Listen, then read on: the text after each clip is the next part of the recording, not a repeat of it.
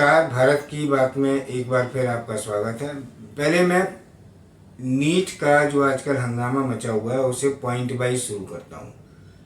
NEET का मतलब एक राष्ट्रीय पात्रता सह प्रवेश परीक्षा है। मतलब एक ऐसी परीक्षा है जो किसी भी बच्चे को डॉक्टर बनाने के लिए पात्र घोषित करती है कि ये एलिजिबल है उसके लिए।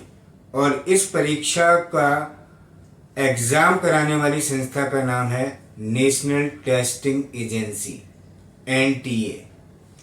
National talent testing agency Bharat की सबसे प्रमुख टेस्टिंग एजेंसी हैं जो अलग अलग शिक्षण संस्थाओं के लिए भिन्न भिन्न प्रतियोगिताओं का आयोजन करती हैं।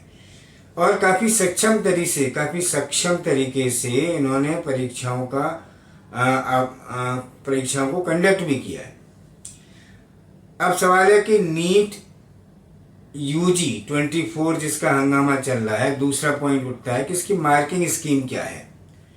नीट यूजी बेसिकली चार सब्जेक्ट्स की परीक्षा है और इसमें एमसीक्यू क्वेश्चंस आते हैं जिनमें इस परीक्षा के अंतर्गत physics, chemistry, biology and geology के एग्ज़ाम होते हैं और हर सब्जेक्ट का एग्ज़ाम 180 मार्क्स का होता है।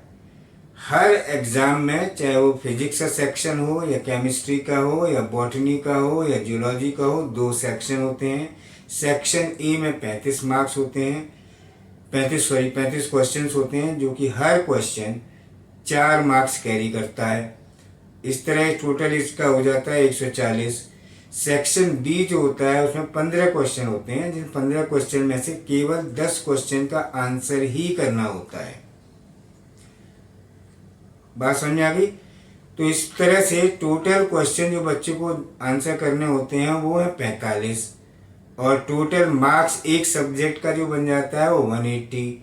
चूंकि टोटल नंबर ऑफ सब्जेक्ट्स पूरी परीक्षा में 4 हैं तो एग्ज़ाम का पूरा रिजल्ट 720 मार्क्स से आना होता है। इसमें एक और ख़ास बात है, नेगेटिव मार्किंग भी होती है। सही उत्तरों या उससे उपयुक्त उत्तरों को 4 अंक मिलते हैं। अगर आपका प्रश्न का आंसर सही हो गया है तो आपको 4 अंक मिलेंगे। प्रत्येक गलत विकल्प या प्रत्येक गलत आंसर के लिए आपका -1 मार्क कट जाएगा। 4 तो मिलेंगे ही नहीं, 1 -1 भी हो जाएगा। यदि एकाधिक विकल्प सही है और किसी भी सही विकल्प के चिन्हित करने वालों को 4 मार्क्स मिलते हैं और गलत विकल्प के लिए आपका 1 मार्क हट जाता है। ये तो है प्रवेश परीक्षा के कौन कौन से सब्जेक्ट होते हैं सॉरी ये तो रहा प्रवेश परीक्षा में किन किन सब्जेक्ट का एग्जाम होता है और प्रवेश परीक्षा टोटल कितने मार्क्स कैरी करती है। इस प्रवेश परीक्षा को क्वालिफाई करने वाले बच्चे जाते कहाँ हैं?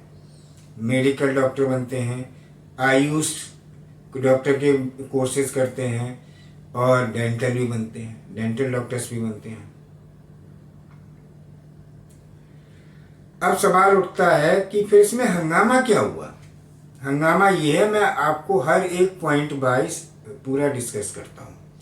पहला प्रश्न उठता है कि किसने सुप्रीम कोर्ट में पहली याचिका दायर की और शिकायत दायर की कि नीट के रिजल्ट में और नीट के एग्जाम में गड़बड़ी हुई है। जैसा कि आपको मालूम है कि नीट 2024 का रिजल्ट 4 जून 2024 को घोषित किया गया। परिणाम घोषित होने से पहले ही शिवांगी मिश्रा और 9 अन्य द्वारा याचिका दायर कर दी गई थी और ये याचिका दायर की गई थी 1 जून को। करेक्ट? रिजल्ट आया है 4 जून को। तो शिवांगी मिश्रा बनाम अन्य बनाम राष्ट्रीय परीक्षण एजेंसी, इस केस की संख्या है 2565/6/2024। परिणाम घोषित होने के बाद कई बच्चों ने इसमें फिर अपनी शिकायतें दर्ज कराई और एनटीए के रिजल्ट को लेकर सवाल उठाते हुए सुप्रीम कोर्ट भी गए। मतलब कई और याचिकाएं दायर हो गई। स्टार्ट हुआ था शिवांगी मिश्रा से और फिर कई और याचिकाएं दायर हो गई। हालांकि ये याचिकाएं जो परिणाम घोषित होने के बाद दायर की गई थी आज सूचीबद्ध नहीं है, कहीं पर सूची में रखा नहीं गया है। ये याचिका स्टूडेंट शिवांगी मिश्रा और 9 अन्य छात्रों के रिजल्ट की घोषणा से पहले 1 जून को दायर की गई थी। इसमें बिहार और राजस्थान के एग्जाम सेंटर पर गलत क्वेश्चन पेपर्स बांटने की गड़बड़ी की शिकायत की गई है। अब वो गलत क्वेश्चन पेपर क्या थे, बच्चे कैसे समझे इस बात को, इसका कोई खुलासा नहीं किया गया। परीक्षा रद्द कर एसआईटी की जांच की मांग की जा रही है। एग्जाम जब काफ़ी दिनों पहले, अब सवाल यहाँ एक बड़ा सवाल मैं उठा रहा हूँ, एग्जाम जब काफ़ी दिनों पहले हो गया था तो शिवांगी मिश्रा की शिकायत के लिए 1 जून तक का इंतजार क्यों किया? मैं ये सवाल इसलिए खड़ा कर रहा हूँ, कहीं बच्चों के जीवन में कहीं प्राइवेट कोचिंग सेंटर्स की पॉलिटिक्स तो नहीं घुस गई, जो कि स्कूल की एजुकेशन को काफ़ी हद तक इफेक्टेड कर रही है, या कोई राजनीतिक हथकंडा तो नहीं है। सवाल शिवांगी मिश्रा का ही नहीं है, सवाल 24 लाख बच्चे जो कि इस एग्जाम में बैठे हैं सबका है। तो न्याय होना ही चाहिए। 4 जून के बाद सड़कों पर प्रदर्शन शुरू हो गए एनटीए के खिलाफ और उसकी लापरवाही के खिलाफ। न्यायमूर्ति विक्रमनाथ और न्यायमूर्ति एहसानुद्दीन अमानुल्लाह ने इस सारी घटनाक्रम का जवाब मांगते हुए अगली सुनवाई 8 जुलाई तक टाल दी गई है। तो इन दोनों न्यायमूर्ति ने जो भी फैसला किया, मैं उनके साथ हूँ। सुप्रीम कोर्ट के मसले पे मैं कुछ नहीं बोलना चाह रहा। सुप्रीम कोर्ट ने हालांकि मंगलवार को नीट की काउंसलिंग पर रोक लगाने से भी इनकार कर दिया, लेकिन कायदे से अभी काउंसलिंग नहीं होनी चाहिए जब तक कि मसला सॉल्व ना हो जाए, ये मेरा मानना है। इसमें मैं कहीं भी सुप्रीम कोर्ट के डिसीजन के ऊपर क्लेम नहीं कर रहा हूँ। दूसरा सबसे बड़ा सवाल उठता है कि क्या 720 टोटल मार्क्स में 67 बच्चों के मार्क्स 720 आ सकते हैं? मेरा आंसर है हाँ। क्यों नहीं आ सकते? क्यों नहीं आ सकते? जब क्लास 12th में जो टीचर्स पढ़ाते हैं उनकी बात सुन लीजिए। नॉर्मली स्कूल्स में कितने बच्चे होते हैं? 40 की क्लास में 14 से 15 बच्चों के मार्क्स 30 आउट ऑफ 30 आ सकते हैं। प्रैक्टिकल में आते हैं नहीं, या कई बार 40 बच्चों की क्लास में 4 से 5 बच्चों के मार्क्स सेम भी आते हैं थ्योरी में। और इसके बारे में किसी को मेरे को समझाने की ज़रूरत नहीं है, क्योंकि मैं एजुकेशन से ही रिलेटेड हूँ। लेकिन मैंने देखा कि जी टीवी के में पांडे जी, जो कि फिजिक्स वाला के नाम से काफ़ी मशहूर हो चुके हैं और उन्होंने काफ़ी पैसा भी बनाया, वो प्रश्न खड़ा कर रहे थे कि 67 बच्चों के 720 से 720 कैसे आ सकते हैं। मैं जानना चाहता हूँ कि जब 40 बच्चों में 15 बच्चों का 30 में 30 आ सकता है, तो 24 लाख बच्चों में 67 बच्चों का 720 आउट ऑफ 720 क्यों नहीं आ सकता? इस बात का जवाब कौन देगा? क्या 24 लाख बच्चों में 720 बच्चे इक्वली टैलेंटेड नहीं हो सकते? क्या उनके पास इक्वल कैपेबिलिटी नहीं हो सकती? भारत के बच्चों की क्षमता क्या इतनी गिर गई है? सवाल ये एक बेतुका सवाल है कि नहीं आ सकते हैं। बेहतर होगा कि मेरे टैलेंटेड बच्चों पर प्रश्न ना उठाएं।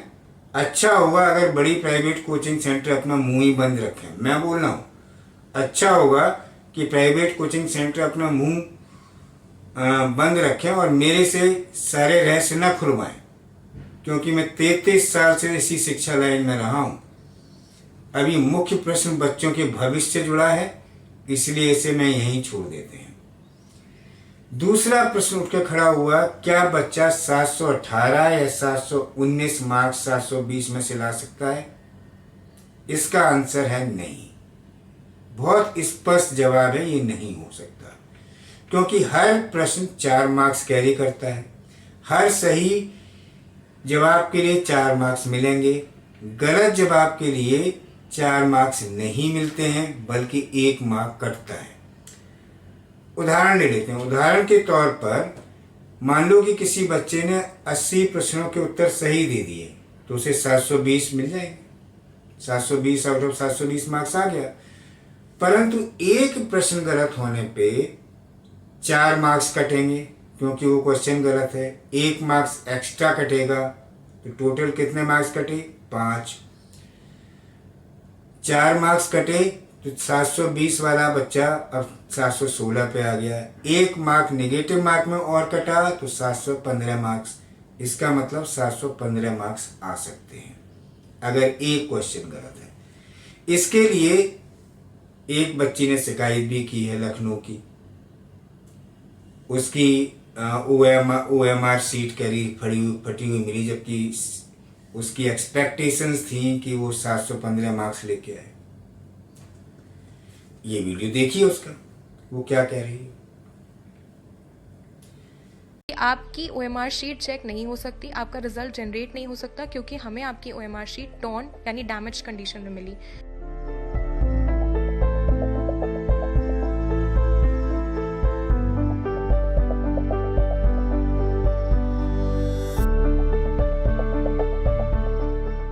फटी हुई OMR शीट मिली। ये सुनते ही मतलब मैंने तो फ़ोन छोड़ दिया। मतलब मैं ब्लैंक हो गई थी कि सामने मेरे पेरेंट्स बैठे हैं जो मुझसे रिजल्ट की उम्मीद कर रहे हैं, जिनको पता है कि 715 आ रहे हैं। मेरी मम्मी की आंख में आंसू हैं और मैं उनको क्या बताऊं कि मेरा रिजल्ट नहीं निकल रहा है।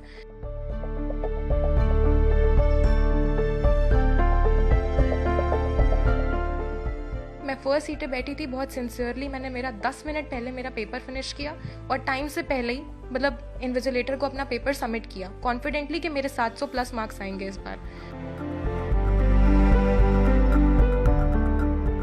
लेकिन OMR शीट जब नेक्स्ट 24 आवर्स में आती है तो वो डैमेज्ड होती है, उसको बारकोड से टियर किया गया होता है। जब मैं चेक करती हूँ तो मेरा केमिस्ट्री में क्वेश्चन नंबर 1 सिर्फ वही गलत है, बाकी मेरे सारे क्वेश्चन सही थे और मेरे 715 मार्क्स आ रहे हैं।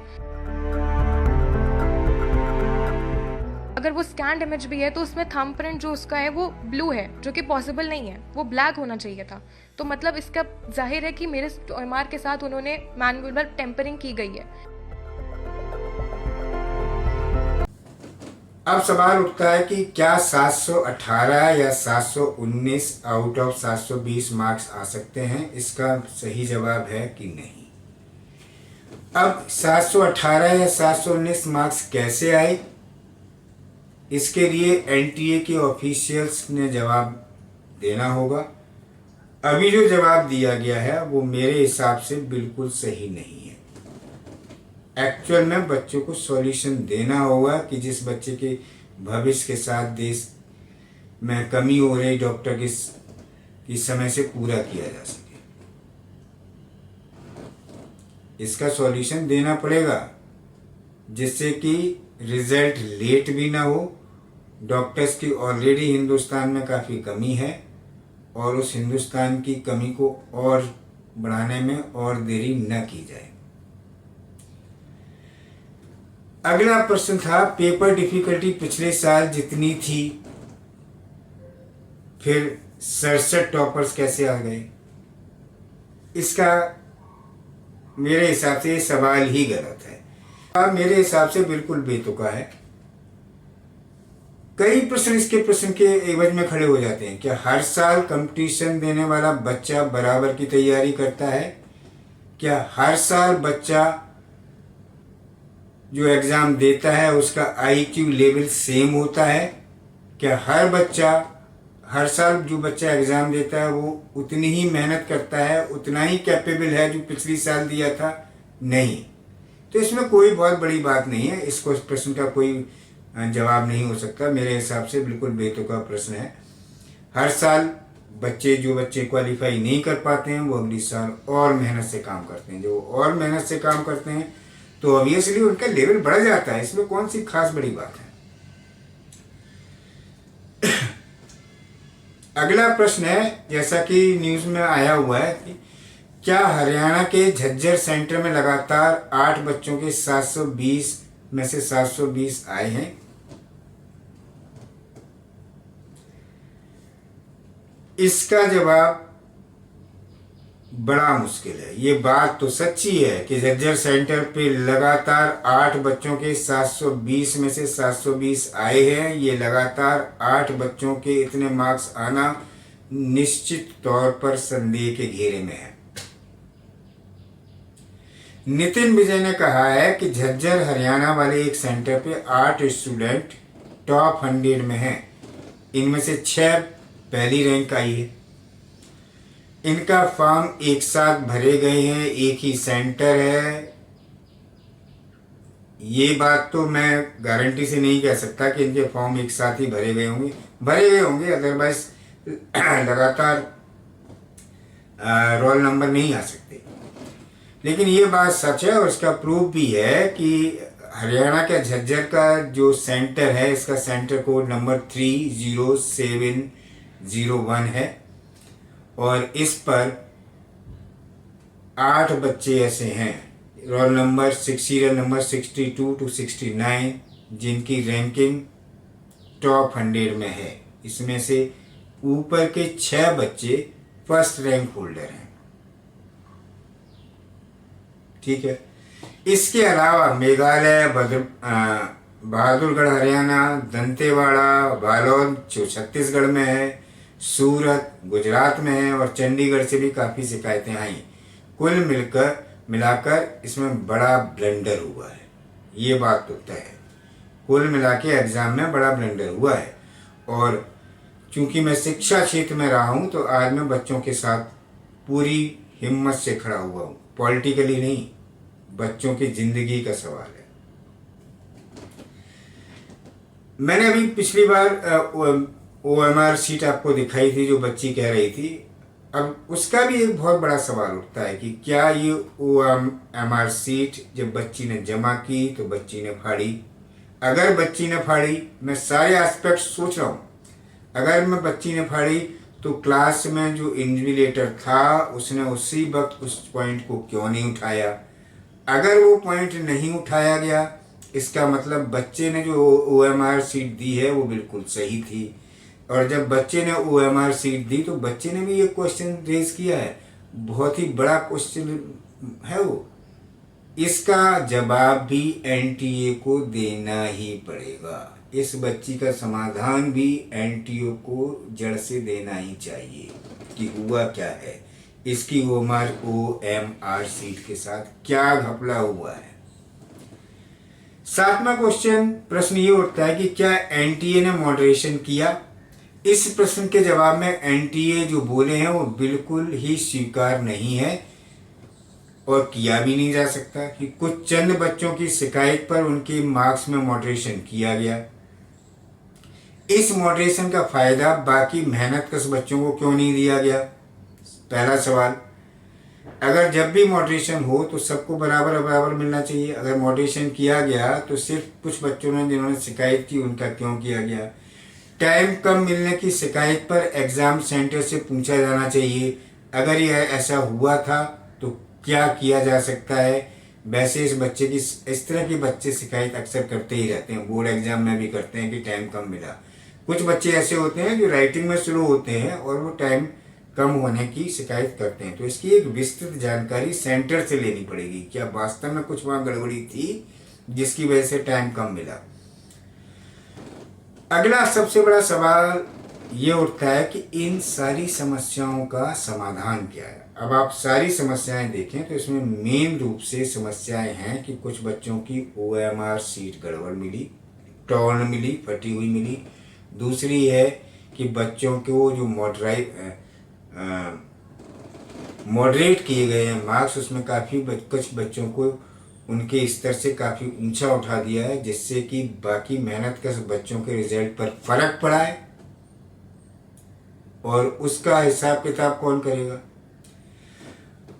अब सवाल उठता है कि इन सब का समाधान क्या है। सबसे बड़ा समाधान ये है कि मेरे हिसाब से एनटीए ने बताया कि फटी हुई ओमार सीट्स का मामला सुलझा लिया गया है। हालांकि शिक्षा मंत्रालय दोबारा एग्जाम कराने का फैसला दे दिया है, परंतु इसके परिणाम क्या होंगे। अगर दोबारा एग्जाम पूरी तरह से किया जाता है तो जिन नंबर 2 के काम करने वाले बच्चों और उनके पेरेंट्स जिसकी वजह से वो नकल कर रहे थे या उन्होंने पैसे भरे थे, मैं नहीं कह सकता क्या हुआ है, जिससे कि उनको एक ही जगह रोल नंबर मिले, एक ही सेंटर पर बिठाए गए, इसकी वजह से मेरा कहने का मतलब कुछ चंद शरारती तत्वों की वजह से जो हमारे देश के मेहनत कश बच्चे हैं उनकी मेहनत पर पानी क्यों फेरा जा रहा है। वो क्यों सफर करें, उनका क्या गुनाह है। हकीकत इस देश की ये है कि जब भी कोई गुनहगार गुनाह करता है तो एक कानून बनाया जाता है जिसमें कि जो बेगुनाह लोग होते हैं वो ज़्यादा दब जाते हैं और गुनाहगार फिर भी गुनाह करता रहता है। तो अब ये चीज़ें आपने बदलनी होंगी। अब सवाल उठता है कि जो गुनाहगार हैं या जिनकी कंप्लेंट है कि किसी वजह से उन्हें समय पूरा नहीं मिला, वो गुनहगार नहीं है। वो गुनहगार नहीं है, उनको गुनहगार की श्रेणी में नहीं लाइए। गुनहगार वो हैं जिन्होंने किसी वजह से एक जगह सेंटर लिया और उसके बाद उनकी रैंकिंग हुई या नकल की गई या बेधड़क तरीके से चीटिंग हुई, जो कुछ भी आप कह रहे हो। मैं बात करना चाह रहा हूँ ऐसे लोगों की जो लगातार झज्जर सेंटर की, जहाँ पर लगातार ऐसी वारदात हुई कि 8 से बच्चों के बराबर और टॉप 100 में आ गए, और बाकी इन और सेंटर्स का जिन पर नाम लिया जहाँ पर गड़बड़ियाँ हुई। ये सेंटर्स बहुत ज़्यादा नहीं हैं। इनसे कुल मिला के जो कि एनटी ऑफिशियल्स ने जानकारी दी है 1600 से 1700 बच्चे अपीयर किए हुए हैं। हम कह रहे 4000 भी किए हैं, कोई फर्क नहीं होता है। मेरे हिसाब से इस समस्या का समाधान ये है कि इन सारे सेंटर्स के एग्ज़ाम कैंसिल किए जाएं और इन सेंटर्स के एग्ज़ाम दोबारा अतिशीघ्र घोषित किए जाएं और इन सारे एग्जामिनेशन सेंटर को अब दिल्ली में रखा जाए, जिससे कि प्रॉपर निगरानी में ये बच्चे एग्ज़ाम दे पाएँ और ये कार्य जितनी जल्दी से जल्दी हो सकता है इसे किया जाए। और बाकी बच्चों का जो मेरिट लिस्ट है वो भी कुछ दिनों के लिए रोक दी जाए। सुप्रीम कोर्ट से भी मैं अपने हाथ जोड़कर विनती करता हूँ, क्योंकि इस केस को जल्दी से जल्दी सुलझाया जाए और इसमें बच्चों के जीवन का सवाल है, देश के भविष्य का सवाल है। यहाँ पर बाकी बेतुके मुकदमों को जल्दी सुलझा दिया जाता है। ये बच्चों के जीवन का सवाल है, हमारे भारत देश का सवाल है। आप 8 जुलाई को अपना निर्णय निश्चित दे दीजिए कि क्या होना है। मेरे हिसाब से यही है कि पूरा एग्ज़ाम कैंसिल न करके जिन सेंटर पे शिकायत आई है या जिन सेंटर पे बच्चों को समय नहीं मिला है उनके एग्ज़ाम दोबारा करा जाएं, और वो भी दिल्ली के सेंटर पर।